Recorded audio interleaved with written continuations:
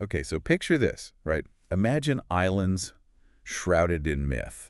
Like, some people say they're actually pieces of Atlantis that, broke off. Oh, wow. And they were inhabited by these, like, tall, blonde-haired people. Slowly.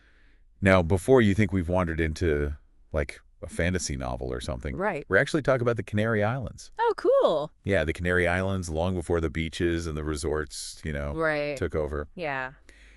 And we're taking a deep dive into their history today, and you know what we've got as our, like, trusty guidebook? What's that? Lonely Planet Canary Islands. Oh, nice. The ultimate historical travel companion. It really is incredible how much history gets kind of overshadowed by those beautiful beaches, isn't it? You can say that again. So we're going to kind of peel back the layers, start with those volcanic origins, move through colonial clashes, Right. and really see how the past still shapes the island's identity Hmm. today. Yeah. Speaking of volcanic origins, do you think there's any truth to those Atlantis legends? Atlantis might be a bit of a stretch, but the real story is just as captivating. Okay. Imagine this. These islands are basically the tippy tops of massive volcanoes Wow. rising straight from the ocean floor. Really? That's how they came to be. Yeah, that's what I call a dramatic entrance. But even more interesting are the people who lived on these volcanic peaks long before any of us. Right. The Guanches. Who were they? The Guanches are a true enigma. Okay. For centuries, historians have been scratching their heads, trying to figure out where they came from. Yeah. Some even thought they might be descended from, like, shipwrecked Nordic explorers or Celtic tribes. Oh, But the most likely answer, based on this evidence, is that they were connected to the Libyan Berber tribes of North Africa. wait, you mean like present-day Morocco Exactly. and Tunisia? Yeah. That's a heck of a journey. What makes researchers think so? Well, they've found some, like, uncanny similarities in place names, burial rituals, and even rock carvings Wow. between the Guanches and those North African tribes. You really have to wonder what that journey was like. Yeah. Can you imagine crossing those vast stretches of ocean all those centuries ago? It would have been an epic voyage, Yeah. that's for sure. Wow. Full of challenges and dangers that, honestly, we can barely fathom today. Right. But they made it, and they built a life on these islands. Yeah. They lived in caves Right. or simple stone houses, Wow. herded goats. Okay. And get this, they even developed their own whistling language Whoa. called Silba. Hold on, a whistling language? You're kidding. I yeah. can't even whistle a tune. Imagine having entire conversations just through whistles. It's true, and it really shows how clever they were, Right how on. they adapted to this unique environment and made it their own. Right. And speaking of adapting, their diet was heavily based on something called gofio. Gofio. Gofio. Yeah. It's a roasted grain meal. Okay. And get this, it's still a staple food in the Canary Islands Oh, wow. today. It's those little threads connecting the past to the present that I find so fascinating. So, if I'm picturing this right, Yeah. these Guanche tribes were spread out across all the islands, each one with its own thing going on. Exactly. Each island had its own tribal system, its own rulers, Okay. and unfortunately sometimes its own internal conflicts as well. Right. They weren't always one big happy family, Right. just like many civilizations throughout history. And it was right around this time when the Guanche tribes had their own thing going on that Yeah. everything changed Oh, with the arrival of European explorers. Yeah. It's like something out of an adventure novel, right? you could say that while there's evidence of earlier visits, Okay. the one that really shook things up happened in 1402. Yeah. And the man of the hour was Jean de Bethencourt, Okay. a Norman adventurer with conquest on his mind. Ah, Jean de Bethencourt. Yeah. This is the guy who really set the stage for centuries of colonial struggle. But first things first, Yeah. for those of us who might not be history buffs, remind us what it means to be a Norman adventurer. Sure. What's the story there? Good question. So, Norman refers to the Normans who were originally Vikings Okay. from Scandinavia. Okay. They conquered a region in France, Right. which became known as Normandy. Right. By the time Bethencourt came along, the Normans were known for their military prowess. Right. And you guessed it, their taste for exploration Right. and conquest. So this Norman adventurer with a Viking past ends up on these islands off the coast of Africa. How does that even happen? Well, de Bethencourt wasn't exactly a lone wolf. Okay. He had some powerful friends in high places. Like who? namely the Castilian crown. Okay. They were really keen on expanding their influence. And what better place to start than Lanzarote? Right. It's strategically close to mainland Africa, you see. Lanzarote, known for its volcanic landscapes, and back then, ruled by the Guanche king Guardafia. That's right. Can you imagine what a culture clash that must have been? A clash of worlds is putting it mildly.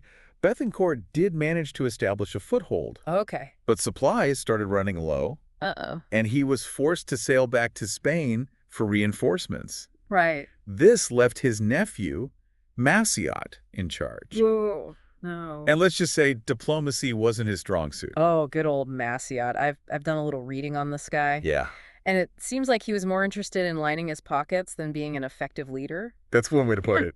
Yeah. His time in charge was full of infighting, exploitation of the Guanches. Oh, man. And there was even that time he tried to sell the islands to Portugal. He tried to what? Yeah. Talk about a power play. Right. So what did Spain have to say about this little real estate deal? I bet they weren't too thrilled. Thrilled would be an understatement. Right. It wasn't until 1479 with the Treaty of Alcazovas, Wait. basically an agreement to stop fighting and sort out their territories, Right. that Portugal finally admitted that the Canary Islands belonged to Spain. Okay. But even with that settled, the conquest was far from over. So while the Europeans were busy playing real-life Game of Thrones, Right. what was happening to the Guanches caught in the middle of all this? Their situation was, to put it bluntly, pretty dire. Hmm. Many were killed in battles or sold into slavery. Oh, wow. Their culture and way of life systematically dismantled. It's a tragic chapter. It is. And sadly, a story that's been repeated countless times in colonial conquests. Unfortunately, yes. It really makes you stop and think about the human cost Yeah. of those historical power struggles. Mm-hmm. But even with all that going on, the Guanches put up a fight. Oh, right? absolutely. Yeah. The conquest of Tenerife, in particular, Okay. turned out to be a fierce and lengthy battle. Wow. The Guanche leader, Bencomo, Right. used the isler's rugged terrain to his advantage Right. and managed to hold off the Spanish for a while. I can picture those battles. They must have been something out of a movie. Volcanic slopes, fierce Guanche warriors defending their homeland, Spanish conquistadors in their armor. It's a powerful image. And it wasn't just Tenerife. Go. All across the islands, you had these pockets of resistance holding strong, Wow. driven by this, desperate desire to protect their way of life. Right. But by 1496, with the fall of Tenerife, Right. the entire archipelago was under Spain's control. Wow. It marked the end of an era Right. and the beginning of a new, complicated chapter for the Canary Islands. A new chapter that, if I'm not mistaken, Yeah. involves a certain explorer who made a quick pit stop on his way to discovering a whole new world. You're talking about Christopher Columbus, of course. Of course. While his voyages brought more trade and attention to the Canaries, Right. they also, quite unintentionally, led to some economic hardship for the islands. Really? You see, sugarcane, which was a major export for the Canaries at the time, Right. was soon being cultivated much more cheaply over in the Americas. So it was a classic case of location, location, location. Yeah. The New World's gain ended up being, in a way, the Canaries' loss. Precisely. Yeah. But the islanders, resourceful as ever, Yeah. adapted by focusing on other exports. Like what? And guess what they turned to? What's that? Wine. Oh, wow. And it just so happened that a certain island nation across the way had developed quite a taste for it. Okay. The Brits and their love of wine, some things never change. But wait a minute, it wasn't all smooth sailing in the wine trade, was it? Right. There's something in the back of my mind about pirates, Yeah. uprisings. Mm-hmm. And even a one-armed admiral. Ah, yes. The Canary Islands history is never short on excitement. Those pirates, always on the lookout for a good opportunity, saw the islands as prime targets, Right. with their strategic location along those busy trade routes. Right. And the islanders themselves, Yeah. they weren't afraid to stage a good old-fashioned revolt Oh, really? if they felt like their livelihoods were being threatened. Wow. Remember the Tenerife winemakers' uprising against British monopoly in 1666? Like this constant power struggle. It is. This back and forth between competing interests, Mhm. all trying to gain control. Absolute. And we can't forget about Admiral Horatio Nelson Of course not. and his rather unfortunate attempt to conquer Santa Cruz and Tenerife in 1797. Talk about leaving your mark on history. Losing an arm in battle I know. certainly does that. Indeed. Yeah. But Nelson's defeat just goes to show you, despite their remote location, Yeah. the Canary Islands have always been strategically important. Right? They were a gateway between continents, a bustling hub for trade, Wow. and a tempting prize in the game of global power. It really makes you realize that those seemingly idyllic islands have seen their fair share of drama, haven't they? Absolutely. Yeah. But it wasn't just external forces that shaped their history. Okay. The Canary Islands have their own internal dramas, too, Oh, really? especially between Gran Canaria and Tenerife. Right. That rivalry played a huge role in their destiny. You know what they say? Sibling rivalry never really goes away, Right. even when those siblings happen to be islands. I'm ready to dive into that saga. What caused this rivalry anyway? Well, you see, this wasn't just a friendly competition over who had the best beaches or anything. We're Yeah. talking like deep-seated rivalry here, Wow. fueled by this constant battle for resources, political clout, Right. and even the coveted title of capital city. So it was more than just a little friendly competition then. Yeah, And this simmering tension finally reached a boiling point in 1927, right? exactly. Yeah. After decades of bickering, Madrid finally stepped in and said, enough is enough. Okay. They decided to divide the Canary Islands into two provinces. Oh. Tenerife, La Gomera, La Palma, and El Hierro became the western province, Right. while Fuerteventura, Gran Canaria, and Lanzarote made up the eastern province. Okay. It was a move meant to appease both sides. Right. But it also showed how the islands were evolving on the world stage. It's interesting how even something as seemingly simple as dividing up territory Right. can speak volumes about the bigger picture, isn't it? But while the islands were trying to sort out their internal structure, Yeah. the world outside was about to be thrown into turmoil yet again. Right. I'm talking about the Spanish Civil War and its aftermath, Mm-hmm. a period that really took its toll on the Canary Islands. Absolutely. Yeah, The Civil War cast a long shadow, and not just on the mainland. right. The Canary Islands felt it too. Oh. In fact, it was here on these very islands Yeah. that General Franco, a Yeah. key figure in this tumultuous chapter of Spanish history, Right. began his rise to power. That's right. Franco used the Canary Islands as, like, a strategic launching pad for his coup. It's exactly. It really goes to show that even though they were relatively isolated out there in the Atlantic, Yeah, these islands were always connected to the events shaping the world. very true. Yeah. And in the years that followed, the Canaries found themselves caught in the crosshairs of yet another global conflict, World War II. It's hard to imagine, isn't it? Those tranquil beaches we think of today were almost a potential battleground in a world war. Right. What made them so strategically important during that time? Their location, once again, was key. Okay. Winston Churchill, the British Prime Minister, Right. even came up with a plan, although it was never actually put into action, Right. to use the Canary Islands as a naval base if Gibraltar were to fall into enemy hands. Wow.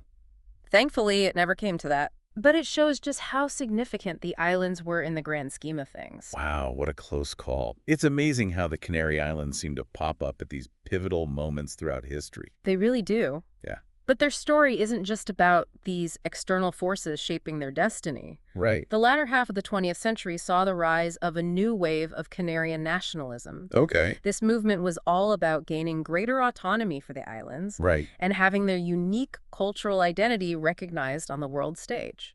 And this movement wasn't without its own internal disagreements, right? I'm thinking specifically about the MPAIC Right. and their fight for complete independence. Mm-hmm. Can you tell us more about that? You're right. The quest for self-determination often has its own internal struggles. Right. The MPAIC, or the Movement for the Self-Determination and Independence of the Canarian Archipelago, Right. definitely took a more radical approach, Right. founded by Antonio Cubio. Right. They weren't interested in just greater autonomy. Right. They wanted a clean break from Spain. Wow. They even resorted to a series of terrorist attacks in the late 1970s to try to achieve their goals. It's a good reminder that even with a shared goal, the path to achieving it isn't always straightforward or peaceful. Right. But even with these internal divisions, this desire for greater autonomy ultimately led to a pretty significant change in the relationship between the Canary Islands and Spain, didn't it? It certainly did. Yeah. After years of political back and forth, negotiations, and compromises, Right. the Canary Islands finally got what they'd been fighting for. And what was that? In 1982, they became an autonomous region within Spain. Wow. It was a huge victory for everyone who had campaigned for so long to have the island's unique cultural and political identity recognized. And that paved the way for the Canary Islands we know and love today, right? It did. But achieving autonomy is one thing. Right. Navigating the complexities of the 21st century is a whole other ballgame. Absolutely. What challenges do they face today? You're right. Autonomy doesn't magically solve everything. Right. The influx of tourism, while obviously great for the economy, Right. has presented its own set of challenges. Like what? Think about it. How do you find that balance between welcoming visitors and preserving the island's natural beauty and cultural heritage? It's like walking a tightrope, isn't It it? is. Keeping everyone happy while protecting what makes the place special. Yeah. What else are they grappling with these days? Well, managing migration flows is another big one. Okay. The Canaries have become a gateway for people coming from mainland Africa Right. and other regions. Right. And that puts a strain on resources and social systems. Right. It's a complex issue with no easy answers. It's a good reminder that even in a place as seemingly idyllic as the Canary Islands, there are always challenges bubbling beneath the surface. Right. What else has shaped the islands we see today? Well, we've talked about external forces, internal divisions. Right. But we can't forget about the impact of globalization, can we? Yeah. It's everywhere. Yeah. And the Canary Islands are no exception. Right. They're constantly navigating that tension between preserving their unique identity. And adapting to a globalized world. Right. It affects everything from their economy and culture to their very sense of self. It makes you realize there's so much more to these islands than meets the eye. Absolutely. You've got these stunning volcanic landscapes, beautiful beaches, Right. but then you dig a little deeper Yeah. and uncover this rich tapestry of history, resilience, and this ongoing search for identity. Exactly. Yeah, The Canary Islands are a testament to the enduring power of place, right. but they also remind us that paradise, much like history itself, is rarely ever simple. It sounds like they've really had to fight to hold on to their identity in the face of so much change. Absolutely. Yeah. And that struggle continues to shape their present and future in profound ways. Right. Speaking of the future, you know what's fascinating to consider? What's that? You were saying something about the future of the Canary Islands being fascinating to consider. Right, right. What did you have in mind? Well, we've talked about how, the Canary Islands have this incredible history of resilience. Right. They've faced conquests, economic hardships, even terrorist threats, Right. and they've always found a way to bounce back. Right. But what about the challenges of the future? Right. How will they navigate things like climate change, for instance? Yeah, that's a really good point. Yeah. We can't talk about the future of any island nation without considering, like, the rising sea levels Right. and the potential impact on their environment and their economy. Exactly. And it's not just about the physical environment either. Think Right. about their cultural identity. Tourism is a huge part of their economy. Right. But how do they manage that in a way that, shares their culture without overwhelming it? Right, right. How do they preserve their traditions and their language in a world that's becoming, increasingly homogenized? It's a tough balancing act. It is. That's for sure. Yeah. It makes you wonder, what do you think would be the one thing that would surprise people the most to learn about the Canary Islands after learning all of this history? I think what often gets overlooked is just how much the Canary Islands have had to fight to define themselves in their own terms. Right. They were ruled by outside forces for centuries. Right. And even after achieving autonomy, they've had to constantly negotiate their place in the world. Right. They're not just a tourist destination Right. or a dot on the map. Right. They're people with a rich and complex history, a unique culture, Right. and a fierce determination to forge their own path. That's a really powerful way to put it. Yeah. So as we kind of wrap up our deep dive into the Canary Islands, Yeah. what's your final takeaway for our listeners? What do you hope they'll remember long after this episode is over? If you ever get the chance to visit the Canary Islands, and I highly recommend you do, Yeah. take a moment to kind of look beyond the beaches and the resorts. Think about the volcanic forces that created these islands. Right. The Guanche people who first called them home, Right. and the waves of history that have shaped them into the place they are today. Yeah. Because the Canary Islands are a living testament to the power of resilience, Right. adaptation, Yeah. and the enduring human spirit. Beautifully said. Thank you. It's a reminder that every place has a story to tell. Mm-hmm. And sometimes It's the places we think we know the best Right. that hold the most surprises. That's very true. Thanks for taking us on this incredible journey through the history of the Canary Islands. My pleasure. It was a fascinating dive into the past. And to our listeners, thanks for joining us on the Deep Dive. Until next time, keep exploring.